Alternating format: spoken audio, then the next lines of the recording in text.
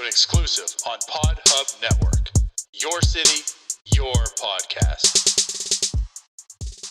To the delight of this crowd, McClendon marches down the dugout steps with first base. McCutcheon's throw.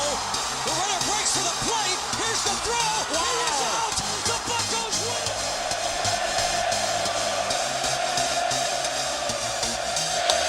That ball's hit well to left center field. Back toward the track. And that ball is gone. You are listening to the North Shore 9 podcast. Follow them on Twitter, Instagram, and Facebook. Also, make sure to watch NS9 Live every Thursday on Twitch and help support by becoming a patron. Let's go Bucks!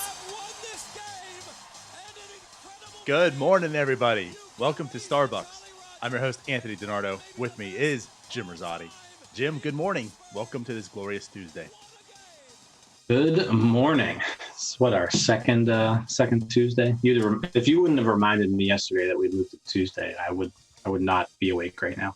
I'm so happy I reminded you. I had some suspicion on that, so I was gonna casually get in there because, I guess you can kind of say you got your second shot yesterday. So yes, I casually was like, "Are you feeling okay to do the show tomorrow?" Not to call you out, but to like kind of semi-remind you without being so harsh. Yeah. So yeah, that was my intention on that. Truly, I didn't really care if you felt good today. I just wanted to remind you there's a show today. Right. Well, I appreciate that. Appreciate the concern. Yeah. That's what friends are for. Yeah. I do feel fine, by the way. So that's good. Yeah. I got to say, I am surprised. So, there's semi-concern because I want to know for my sake when I get my second shot, the odds of that. Again, not really for you, Jim. But right. Hearing that you have selfish reasons. Shot, of course, But yeah, you got the second shot and you said you're doing pretty well. So I'm encouraged now. So thank you. You're welcome. Thank you for feeling good for my sakes. I do this for you. I appreciate that. That's why I let you go first. Yes. Oh man. No, but for real. So congratulations. Now you got your second shot. You're feeling well. So that's always good. I still have yet to get my second one, but I don't know. I'm still kind of nervous. Pretty cool. What I have done though is you can't really. I guess it's not too bad though. You can't really even notice it too much on the stream. So I went to finally shave a little bit. My razor died on me halfway. that sucks. So this whole side here is shaven. It's trimmed down. This here isn't. It stops around here over. Okay. You can tell a little bit now that you point it out. Yeah. I guess if I do this, because my hair, I haven't got a hair right. for a while too. Right here, you can tell. Yeah, it's. Yep. So my razor. So I guess the good thing is, again, working from home, there's the benefit. I don't have to go to work looking like an idiot. Exactly. Yeah, working from home. I probably only even shave now twice a week. I hate shaving. I always have. I don't really mind it. I just I don't really have to anymore because it's not you can't see the little shadow on Zoom calls, or if you do, who really cares? Bucko Mike cares, but other than that, like you said, Bucko who Mike, cares? Yeah, who cares? Bucko Mike cares. It's about it. Yeah, I'm with you. I've always hated shaving though. Just I don't know why. I'm like, I'll do it tomorrow, and then tomorrow comes I'll do it the next day. Yeah. So anyways, yeah. So that's good. Like you said, working from home doesn't really matter. I was just afraid because, going on here, I'm like, oh my God, I'm going to look so terrible. But it's not that noticeable, so. All right. You can't tell. You can't really tell. It's kind of like the Pirates. The record says they're 7-9. You can't tell they're actually worse than that.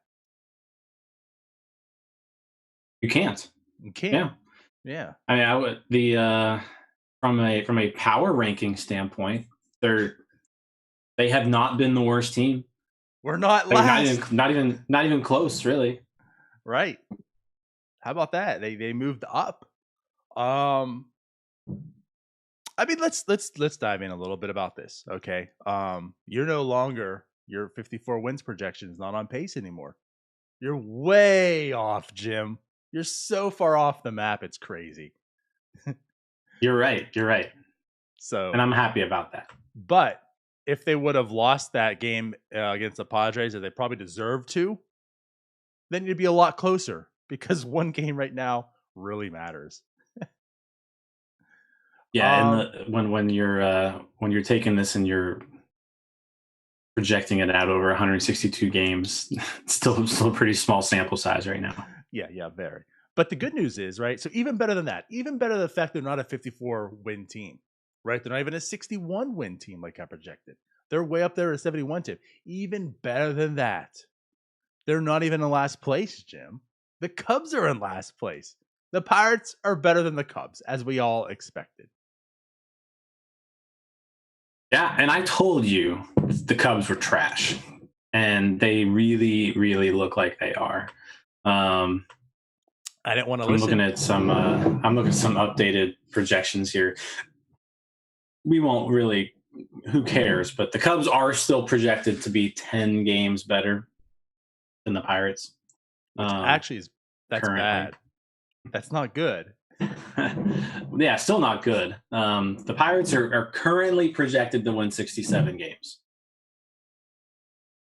Yeah, I don't know, Jim.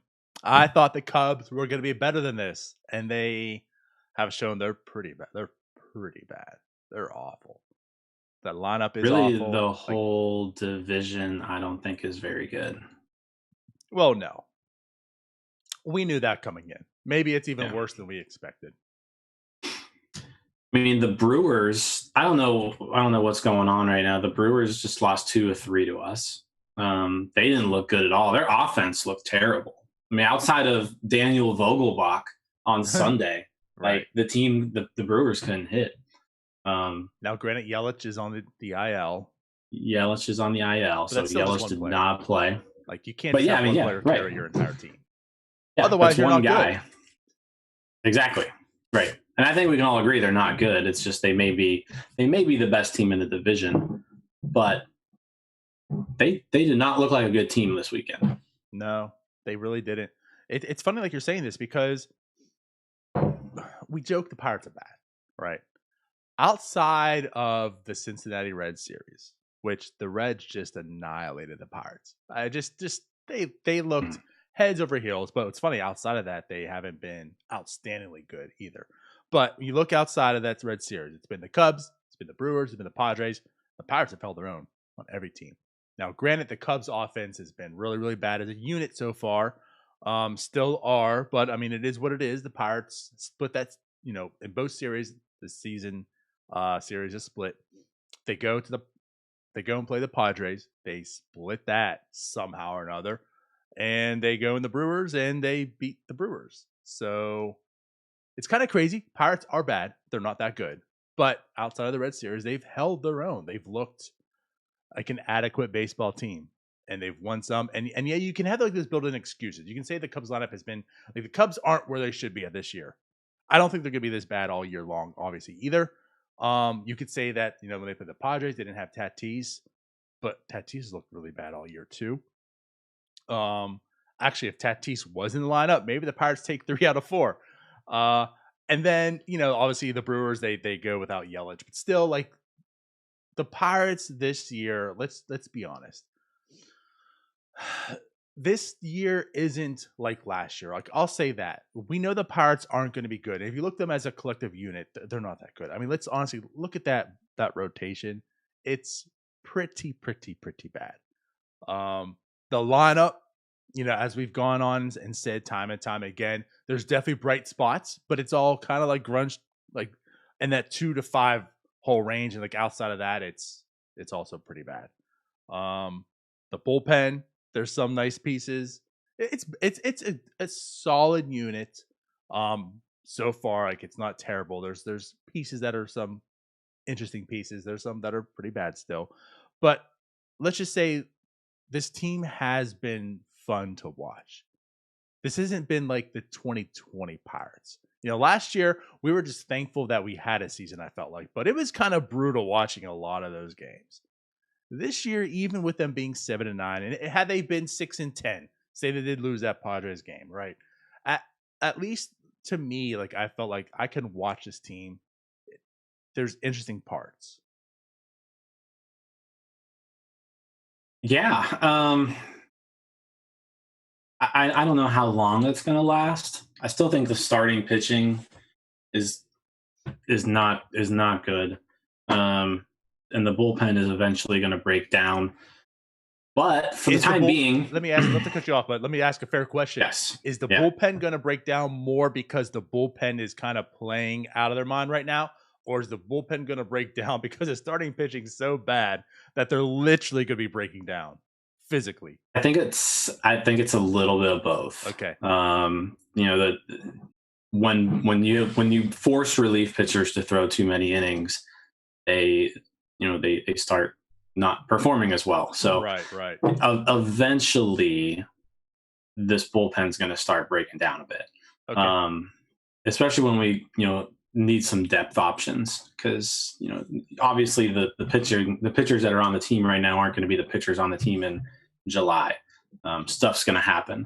So, I don't know, Jim, the way some of them are pitching, they might be. We're hoping that some of them get traded, but I don't know.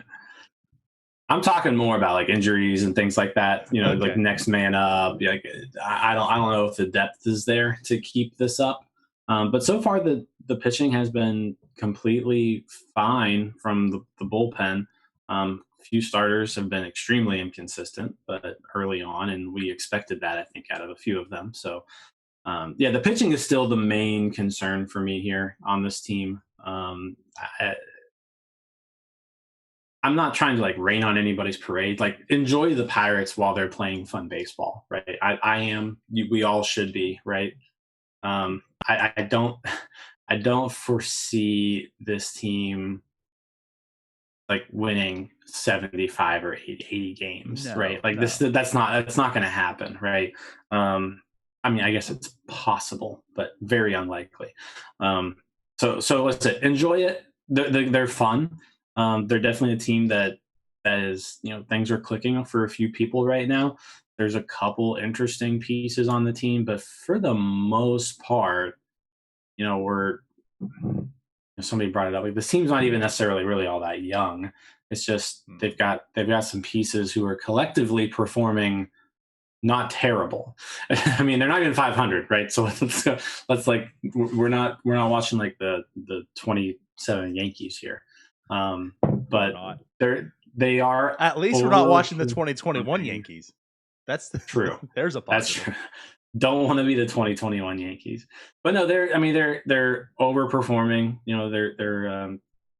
Their expectations, which is cool. It's fun. They're fun to watch so far. So like I said, keep enjoying it. That would be my advice. Hey, they might not be all that good, but hey, if they're going to give you fun moments throughout the year, let's take advantage of those. Now, you did say something that I want to touch on here as well, to put some stuff into perspective, because I have been seeing this. And I want to say more recently, maybe because, I'm not out there trying to say people think there's a lot of people that think the Pirates can be good. And this is like proving that not good, but not as bad. But in this sense, I've been seeing a lot more lately as if, this is a young team. Well, this is a young team. This is a young team. And you're right. Like, let's actually touch on that a little bit here. This really isn't a young team. Like, there might be a lot of guys that aren't late in their ARB years, maybe. You know what I mean? Like, there's might be not a lot of service time to these guys, but it doesn't mean that they're young. I mean, Chad Kuhl, we're talking, Colin Moran, Frazier, like Newman's, even though this is Newman's third year, he's going to be 28 years old. There's Polanco, there's Stallings, they're like, tell me on this team who's young. It's Cabrian Hayes. I guess you could say Reynolds. Maybe he qualifies like to the young term. This team isn't young. It's not. Hopefully next year it will be a young team. And then of course like the year after. But as it stands right now, this is not a young team. No, I mean they're not. I said service time wise, they're not veterans, but at the same time, yeah, they really aren't young. Phillip Evans is still technically a rookie, right? So Phillip Evans is a rookie, and I think he's 28. He's 28. I think he qualified to get his shot like a month ago. Right. Yeah. Phillip Evans was in like 1B. Right. No, so as far as the team's not young. I mean, even looking at like the bullpen arms, Clay Holmes isn't young anymore. Verstratten's not young. None of these guys really are young. David Bednar, who everybody's talking about as like this young pitcher, he's 26. So, right. They're not a young team. They are actually a little bit older. The thing, though, I guess you could say is you do have a lot of people who are in like their prime, you could say, right? Baseball prime, 25 to 30. So maybe that's why this team, and I mean, we're looking way ahead, but if this team isn't going to be completely terrible, it's because you had a few bad players like have their best season ever. I mean, that's probably what would have to happen for them to not be completely awful. So when I say that, I'm talking about Colin Moran, right? Who so far has been looking like that. Adam Frazier, who so far has put together a really solid year. So if people like that continue to hit and play the best years of their careers, this team won't lose 110 games. Sure. Now, and I guess like again, the reason I want to say that too is just because like I guess where this team does stand, it's not like the play the kids type of atmosphere here. I mean, it's more like these are guys that are in their primes, like you mentioned. Like, let's try to get Chad Kuhl out of Pittsburgh, so that way we can play the kids.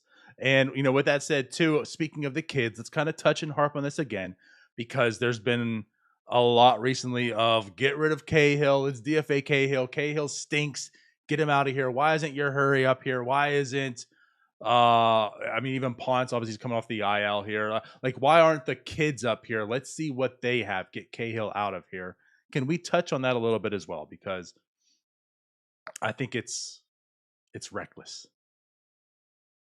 Well, it's that, and then I mean, it's irresponsible too. And you tweeted it out on, I think it was Sunday, and then I kind of retweeted it. But you've got some folks saying that Cahill needs to not be in the rotation, right?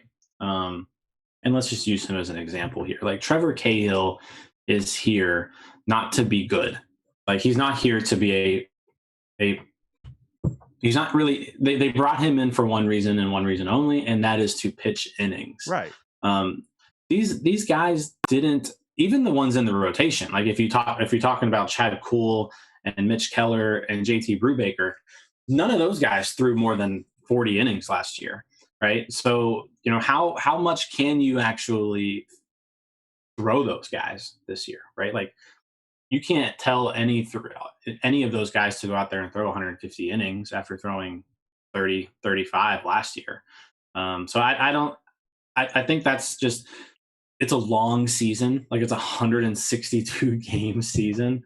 These young guys, I know people will. Game season. Right. So like, people are clamoring for these young guys. Like, guys, you will see them. Like, you will see these guys. You will see Miguel Yajure this year. You will see Cody Bolton this year. You're going to see more Will Crow this year. Like, those guys are going to pitch this year. One, because they have to. Like I said, there's going to be a lot of innings. But for the time being, they brought in these guys so that you wouldn't have to throw them all year long. Like, Trevor Cahill's going to throw 100 innings on this team. Like, whether you like it or not, Trevor Cahill is going to throw 100 innings. Like, that's why he signed for the salary he signed for, 3 weeks into spring training. Like, he's not a good pitcher. This team isn't going out there to compete. Therefore, they're not trying to sign pitchers to compete. Right. Like you're saying, I mean, there's going to be like a breaking point. I mean, obviously, if Trevor Cahill is just washed and he has like a 12 ERA, in like the middle of May, maybe there's another option out there we can use. Yeah. But right. Like, he obviously the first start wasn't good. The last start wasn't good. I will say this. He got baby to hell his last start as well. Like, when you look at his overall numbers, it's 13 innings in 3 games. Now it's just 3 games. That second start, he looked actually really good. It's small sample. I'm not using this to say like Trevor Cahill belongs, but like I think the overall numbers support him being worse than he actually has looked. Like when you look at his FIP and everything else, like the numbers. I mean, he's striking out 11.7 per 9, only walking 2 per 9. His BABIP is 462. Like that's not last. Like he's better than what he's shown. Not to say like Trevor Cahill's a good pitcher, he belongs. It's just like it's not going to be as bad as this either. I think like as the season progresses, I think things will normalize and he'll look like just a bad pitcher and not DFA him type of pitcher. So it's not really this bad to begin with. But you're absolutely right. I mean, Trevor Cahill was signed for just the reason of we need innings and. Hey, we suckered Trevor Cahill to pitch for the Pirates because, there's not probably too many options out there. Let's go back to last year's Dyson quotes, where Trevor Cahill just needed a job. And it seemed like the Pirates are the only ones out there willing to give it to him and he signed. Pirates need pitching. The Pirates don't have the luxury of saying, like, that's the other thing too. It's not as if they can say, hey, XY pitcher, we like you, come play for us. They also got to say, I want to play for you. And there's probably not too many out there that did other than Trevor Cahill. So we're kind of stuck with Trevor Cahill in that sense. In the other sense, too, we're stuck with him in the sense that we need pitching. Yes, you are correct. Like we mentioned the prospects, but like Chad Kuhl pitched 40 innings you mentioned last year, and that was coming off of injury. So how many innings does he have under his belt this year? And that's a guy that you need in the rotation. Mitch Keller we joked, that stat last week, that was his 8th time pitching in PNC Park. Like he hasn't had many innings under his belt the past few years either, as a prospect coming up. So how many innings does he have for the season? So like not even the prospects, but the guys that are in the rotation, how many innings do they truly have on the year? Not many. You need Trevor Cahill to give you innings. He's going to be here, period. That's it. Yeah. And, yeah, I mean, you're absolutely right. And I wasn't even I didn't even look at his peripherals, before you brought them up. But yeah, he's getting BABIP to death, 462 BABIP. He actually, DiNardo, has the best xFIP on the entire roster right now. And he leads all Pirates pitchers in WAR, Trevor Cahill. So, which WAR is based off of xFIP, by the way. So that's why. But it's so he hasn't. So yeah, the numbers would show that he's not a 9.69 ERA pitcher. He's also not a 2.63 pitcher either. But he's probably somewhere in between there. He's just kind of calm down. It's literally 3 games. And one of them was really good. So again, Cahill's not going to light the world on fire, but again, he's here to eat innings because those guys that are being mentioned, Yajure, Crow, Contreras, Bolton, if you bring those guys up right now, then you have to shut them. You either have to go to an 8-man rotation or something so that everybody can pitch all year, or you're shutting them down in July. Right. So is that necessarily what the Pirates want to do? No, they have a guy right now who can throw innings in the major leagues. They're going to throw that guy. And then I said, don't worry. These guys are going to be up here, right? You just got to be a little patient. You're going to see all the guys you want to see this year because first off, like I said, they need the innings anyways, but while they have these veterans on the team, Cahill and Anderson, they're going to throw Cahill and Anderson a lot, and they're going to use them for innings. And that's the period that's going to happen. Right. Cahill's not being DFA'd anytime soon.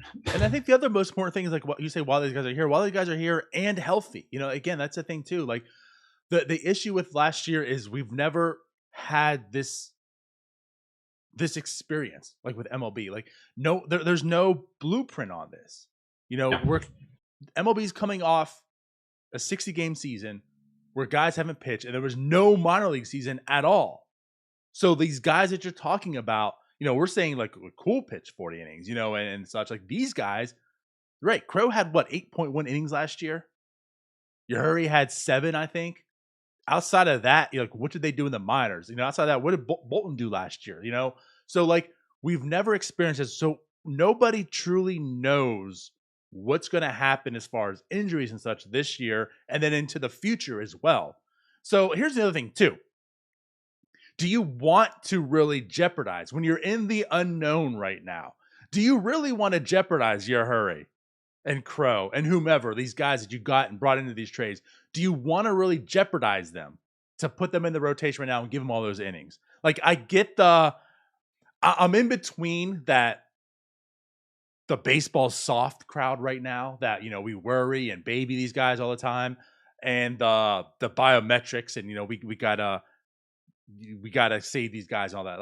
I get both sides of the arguments in here, but I think right now, the side of caution is the most responsible way, because it's not even so much babying. We have no idea what's going to happen. What if you go out there and you say, screw this, these guys are pitchers. You have this bulldog mentality, we're getting the lineup, and then Yahuri tears something or he blows out his shoulder or whatnot. What was the point of that? Is it really that important to not see Cahill on this terrible team right now to jeopardize Yahuri? To jeopardize these other guys right now? To me, no. Who cares how good Trevor Cahill is right now? That's where I'm at. Who gives a shit if he has a 9 ERA right now? I don't. Obviously the players don't want to be bad. I get that. But when you look at the grand scheme of things, what's important is the future. That's what's truly important. 2023 really is the important year. So it's important that Trevor Cahill has a 9 ERA in 2021, or Yahuri is healthy and ready to go in 2023. The latter is definitely more important. Okay. So he's going to get innings this year. You're going to see him pitch. He's going to get that taste of, MLB and that experience. But don't jeopardize his future right now when you're not sure what's going to happen. Just get Trevor Cahill out here. Let him blow his elbow out if he needs to. That's the guy you don't care about in the grand scheme of things. Let him pitch. Let him do his job, what he was paid here to do, which is to get, like you said, at least 100 innings this year and save some arms in this organization.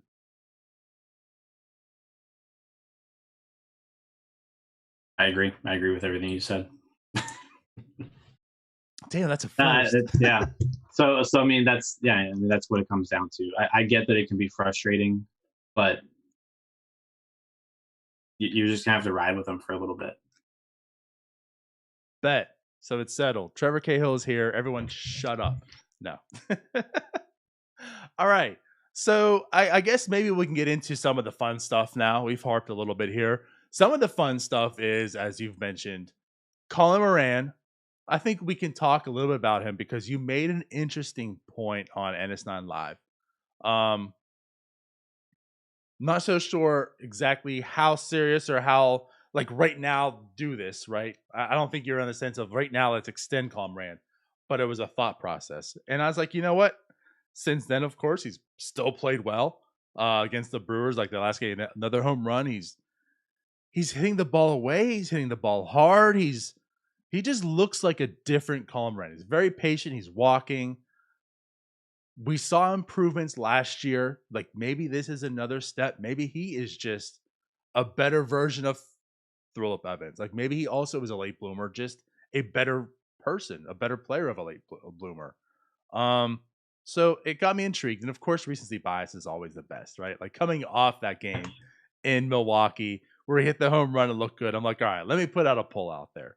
So we went and polled our listeners, our followers, to see what they would do. And I gave the 3 options. Colin Moran, do you trade him? Do you extend him? Or do you rattle his contract? Which is basically the only 3 things you can do right now other than DFA him, and you're not. You either extend him, you trade him, or you just keep him here, right? Keep going. Extend was the top option. 45%, everyone that voted on here said extend him right now. 45%.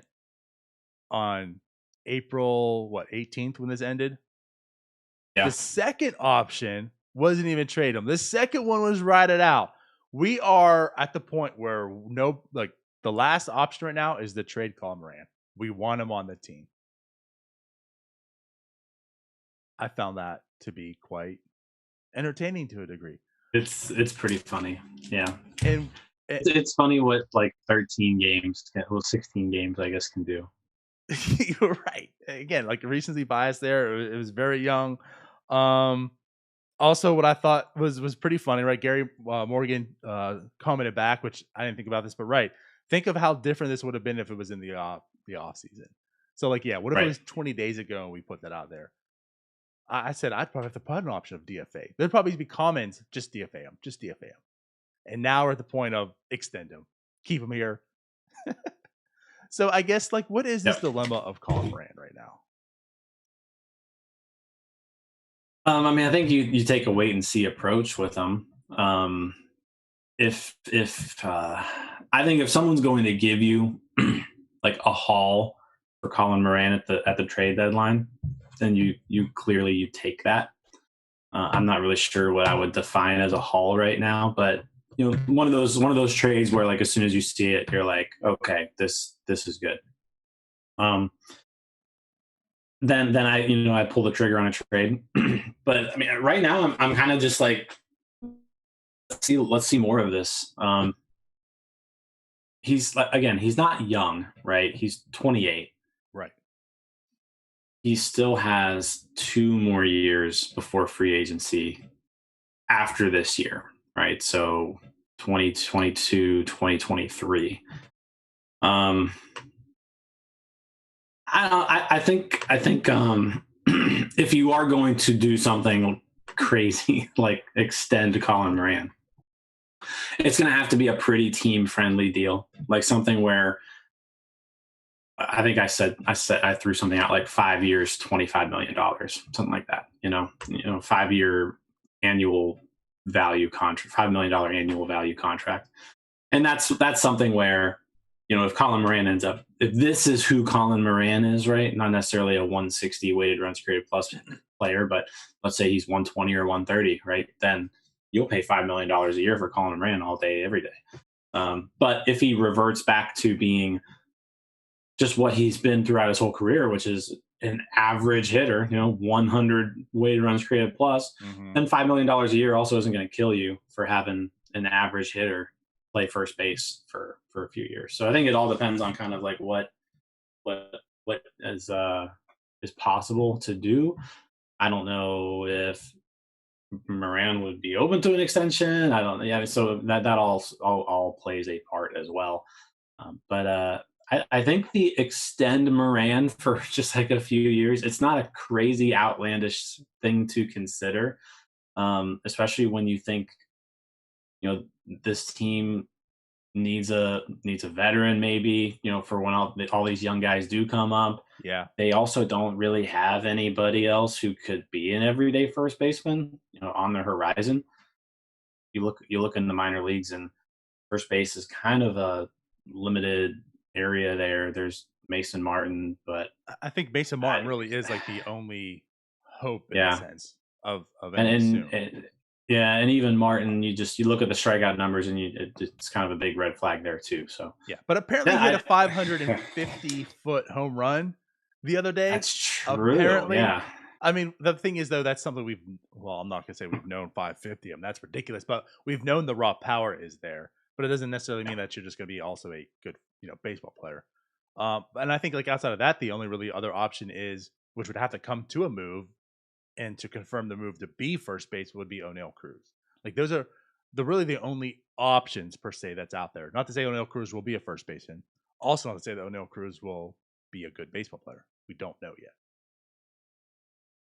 Yeah, again, so there's a lot of unknowns when it comes to that corner infield position. Third base is kind of on lockdown now for a while. First base, we don't know. It's an unknown thing there, especially if you trade Moran. What's going to happen? Yeah. Yeah, so I am open to the thought of keeping Moran around a little bit, especially if this is who he is. If he truly has taken kind of a next step, yeah, I'm for it. And this is why I'm definitely intrigued, because last year we saw an improvement. There was definitely a jump in his production, right? but then like the numbers within it, like when you look and say, how did he get this type of production? Because it is 60 games, and 60 games is weird, and things can happen. So it's like, is there something in there that truly affected and caused this? And I say that there was. I mean, he was a different type of player. I mean, he was hitting the ball a lot harder, hitting the ball more in the air.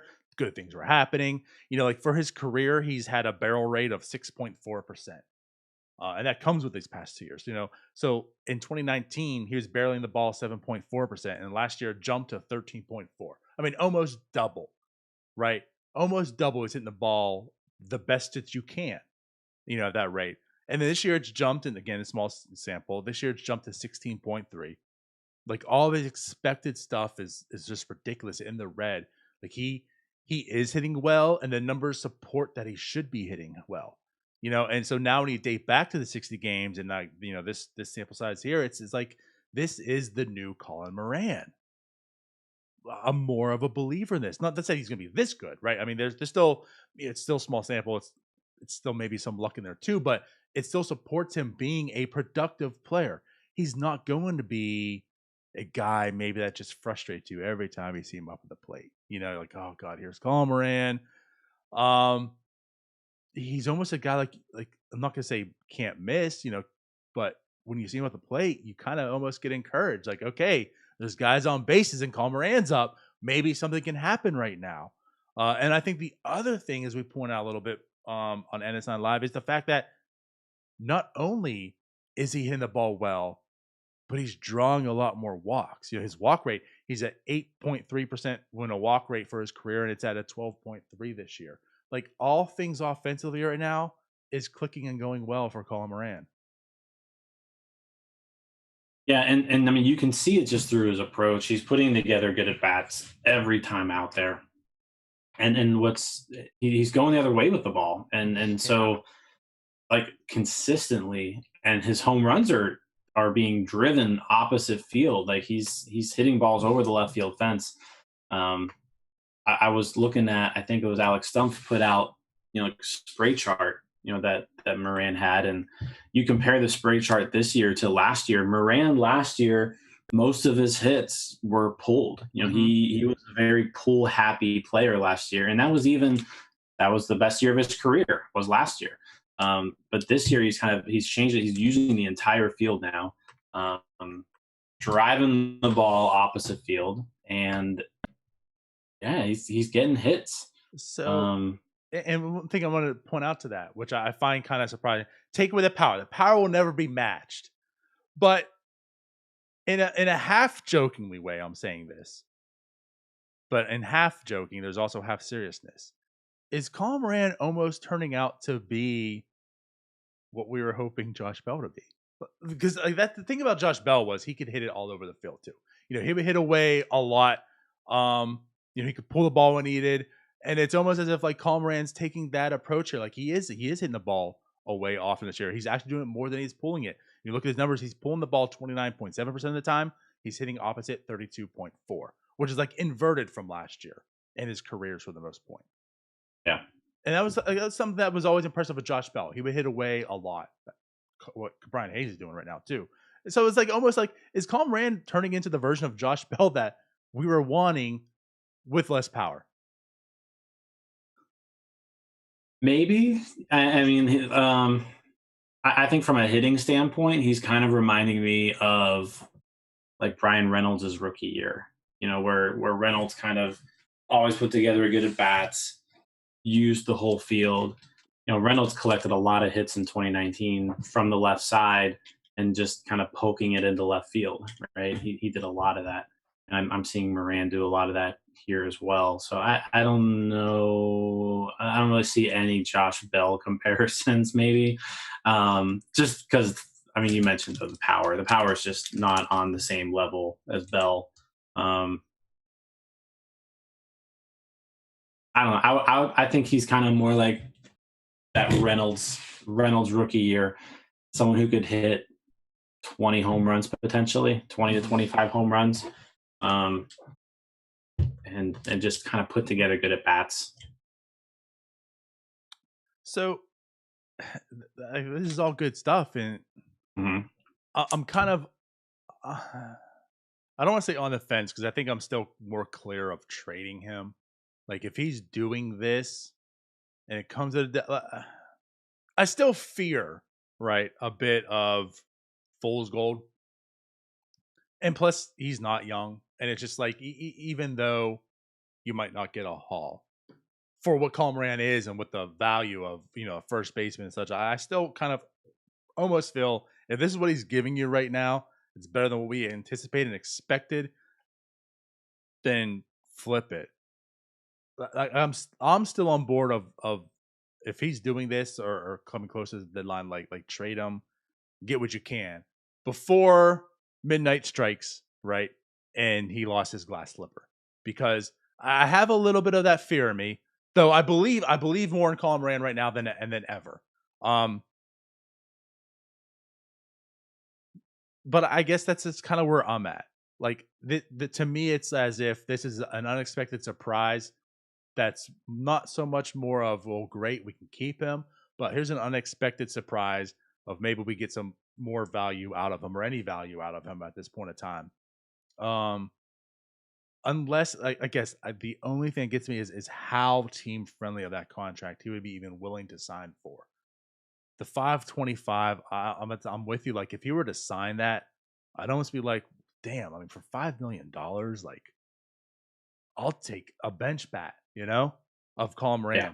Like he can play third, he can play first. The DH, I'm sure, is going to be there, so that gives him playing opportunities and such. Like for $5 million, I just feel like Moran probably wouldn't do that. But I'm like, I don't know, $25 million, like guaranteed in front of your face right now, when you could have been like a non-tender in the future, maybe. I mean, we see like CJ Cron's career. I mean, he's been bouncing around 1 year deal. And CJ Cron, I think to this point of his career, if Colin Moran was like a lot better player and such. So I don't know. That's kind of intriguing. If it was a 525, I'd almost feel like you could talk me into saying extend Colin Moran is worth it. Yeah, I mean, CJ Cron's a good comparison there. Corner infielder / DH.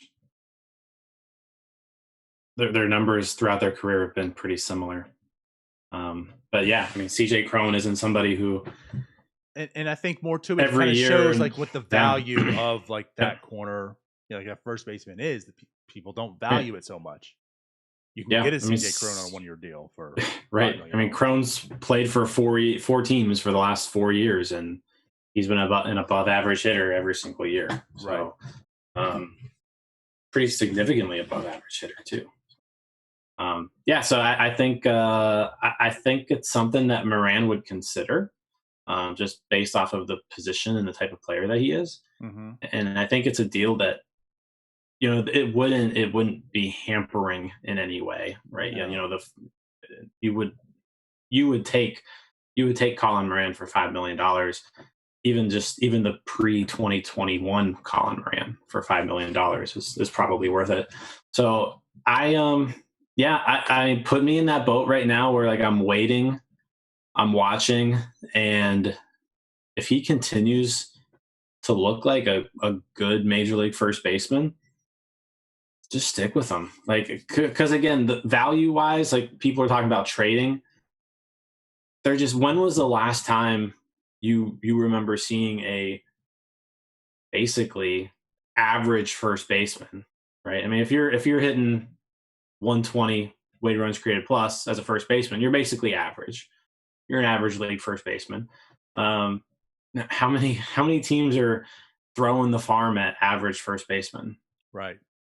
I mean, I get getting talent into the organization, but if it's just something where it's like a complete flyer, or you could just have Colin Moran for another 4 or 5 years, give me Colin Moran for 4 or 5 more years. It's interesting. I mean, for one, I think it's interesting that we're having this conversation right now on April 20th.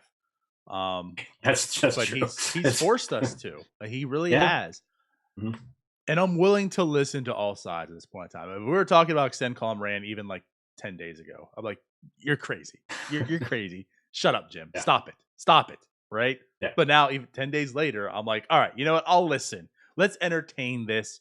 And I think you make really good points of how an extension could potentially work. Again, takes two to tango, as you know, I'm always going to harp and mention about these things, but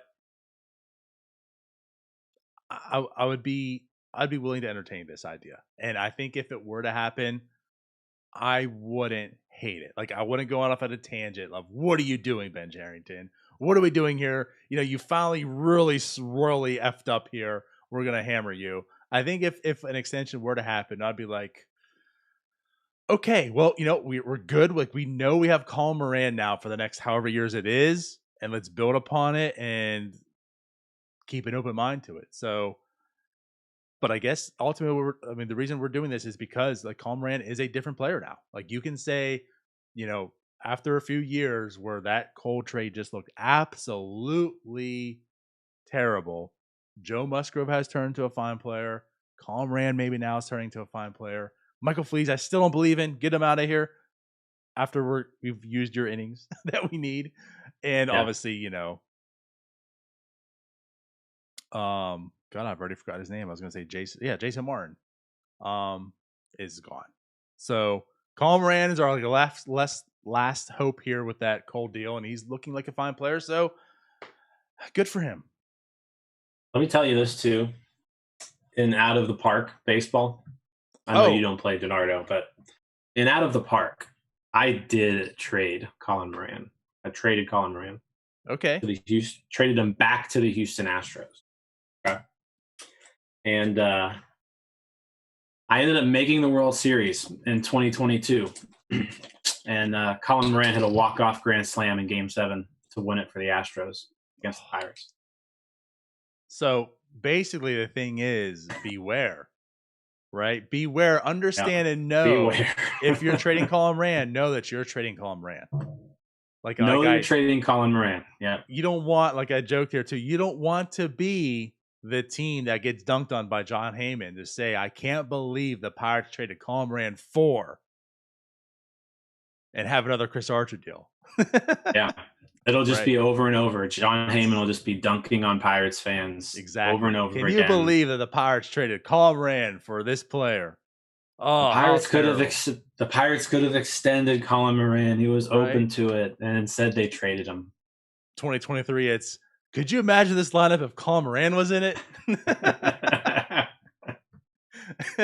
Yes. So beware of tweets like that. They're bound to happen. This lineup could have Colin Moran and Eric Gonzalez and Kevin Newman, and yet the Pirates.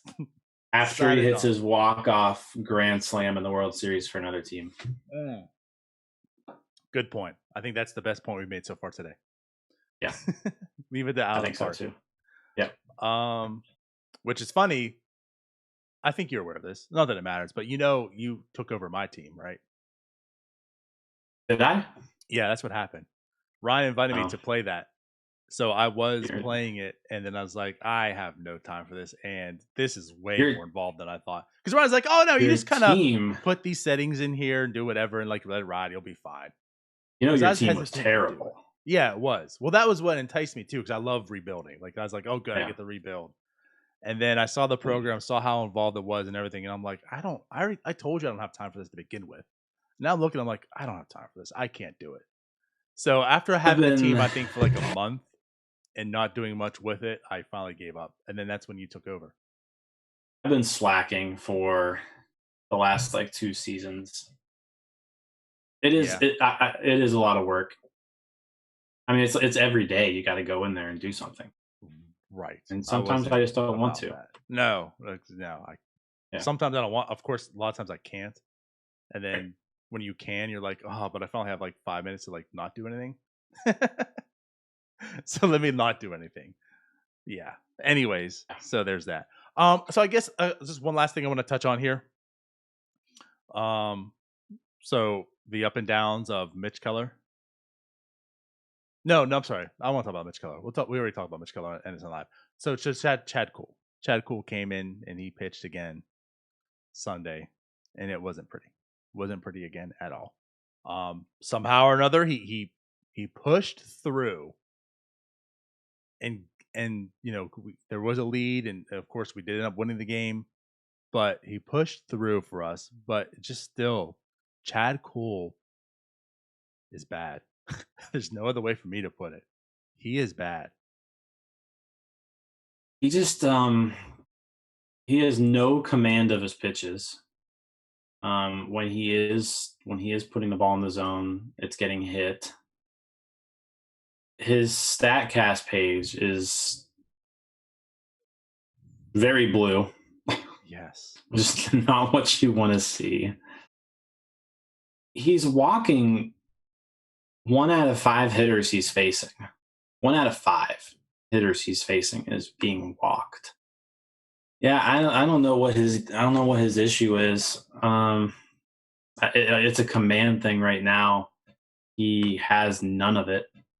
He's not throwing any of his pitches with consistency at all. I mean, he has no idea where they're going. Yeah, I mean, he's got a 9.19 walks per 9 innings right now. He's walking over a batter an inning, which you cannot do that in Major League Baseball and expect to have any sort of success. Right. We were making fun of a said minor leaguer for his career of having that, as Tyler was like, I want to see more of them. And now he's the Tampa Bay Rays organization, right? Remember that guy we were talking about and joking? And like that's what Chad Kuhl now is. Yeah. So we were making fun of one guy, and now that's our opening day starter. Yeah, that's terrible. I mean, the walks are just you just can't put major league hitters on base freely like that. And yeah, he did a good job last Sunday. He started off just terrible. First couple innings just did not look good, and he was able to kind of push through those last couple innings and at least keep the team in the game because the offense was hitting. Mm-hmm. So he was able to do that, but he did not look good. He didn't look comfortable out there. He was throwing the ball all over the place. I don't really know what to make of him right now. His control really has never been that excellent. Right. But it has gotten worse. It has progressed, since he's come back from that surgery from 2018. So he's not the same pitcher as he was before then. And I don't know if it's his stuff. He doesn't have a feel for his pitches like he did before his surgery. Maybe the surgery just kind of made him get out of whack or something. Because and that's something I want to touch on here too. Yeah, like you make a good point. If this season was last year, I'd almost put so there's reason to give him an out. Well, he's coming off the surgery. It's Tommy John. He's healthy, so that's good, but it's not there yet. Control issues are usually like a thing that happens, when you first come back. So like if this was last year, I'd say, okay, well, it sucks, it stinks, but it's post-surgery. Maybe this will start coming in June, July, and we'll see like a better version of Chad Kuhl. But we saw Chad Kuhl last year. It wasn't this. Now, it wasn't like last year was pretty, but it wasn't this. And now he's a year since then removed from Tommy John even further. So to me, like that excuse is gone. Like the injury to me physically isn't anything in that sense.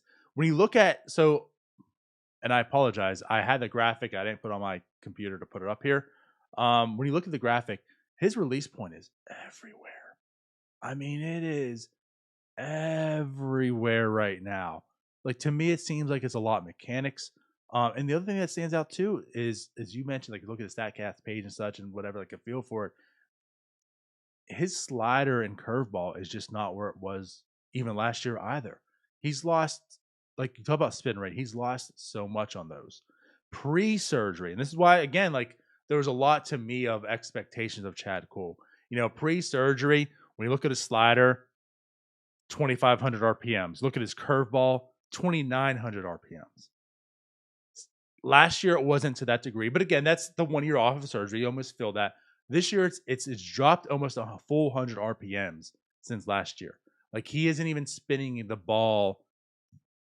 Like on his good pitches, they're becoming worse too. His release point is everywhere. Like to me, he just doesn't look good anywhere. This isn't like a Mitch Keller where he doesn't have the mentality and he's afraid. To me, he has no idea where this ball is going. That's why he's not hitting the strike zone. Yeah, I mean, he seems to have totally lost his command. The pitches just aren't what they used to be. Looks like he's just completely scrapped his 4-seam fastball, by the way, this year. Yes. He has not thrown one yet. Mm-mm. So he's just going basically sinker. He's really just been sinker slider for the most part. Yeah,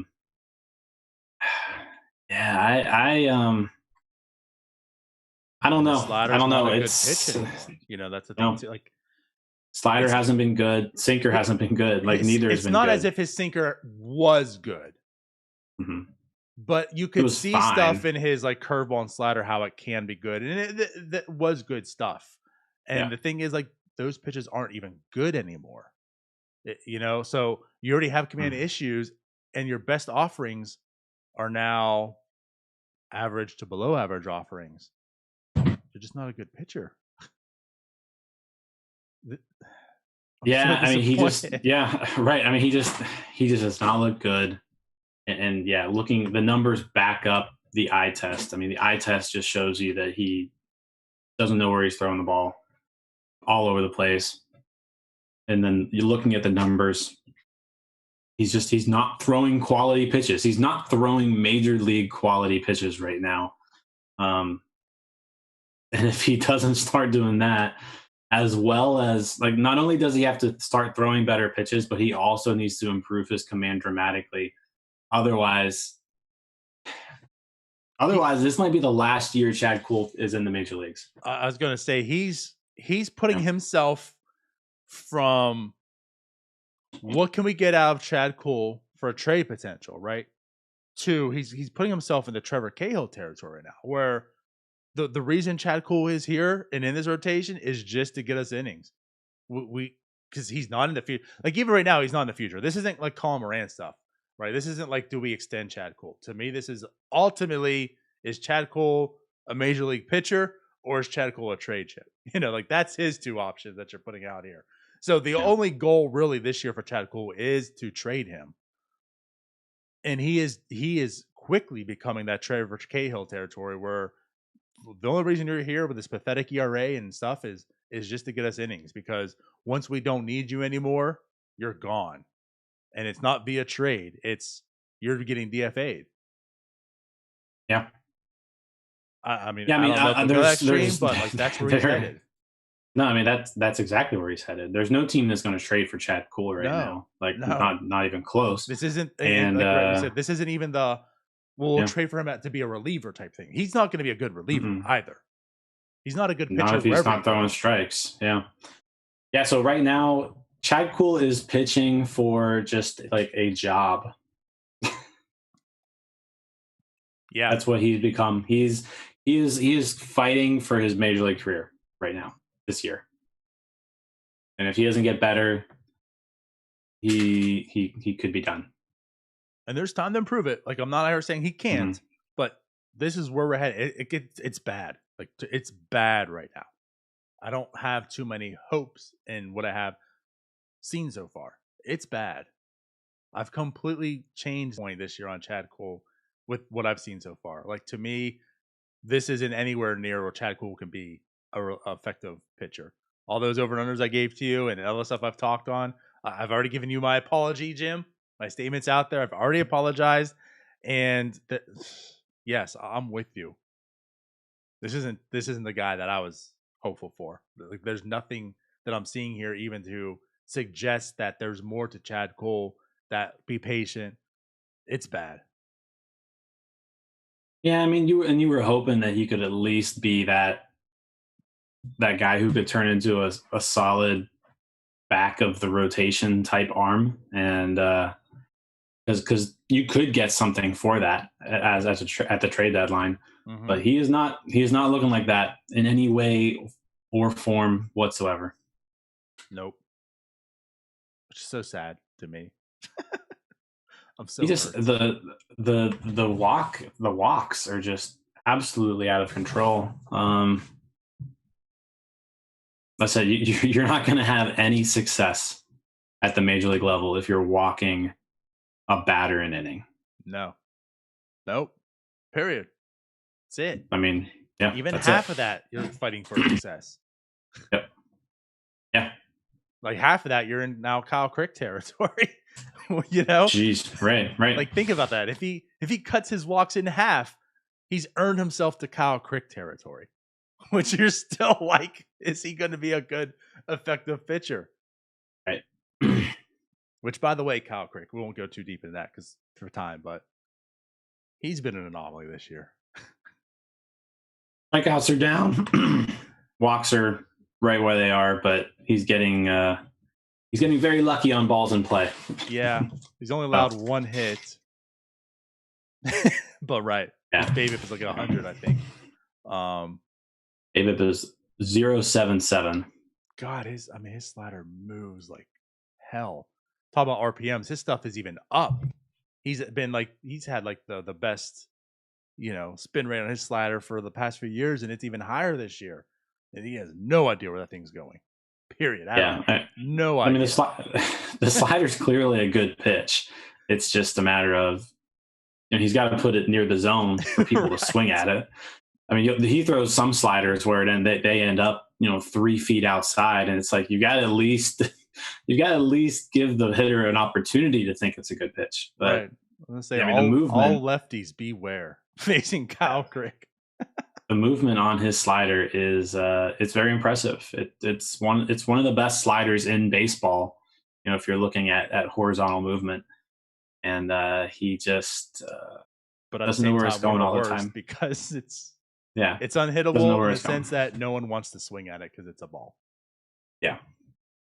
I mean, if you can get it over the plate or at least close, if you can just start it in the strike zone, then you're looking at him probably being pretty successful. Right. All right. Well, that's pretty much everything. Anything that you wanted to add in here as well? I think that'll do it. An early play starts tonight. First designated hitter action of the year for the Pirates. There it is. Also, Brian Hayes may be returning soon. Maybe returning this week. I would hope so. I felt a little. He tweeted or not tweeted. He put on Instagram a little picture of him with a peace sign, some deuces up. So I don't know if that was him being cryptic and saying I'm coming. I don't know, but maybe Brian Hayes on the return here soon. That also makes this team interesting.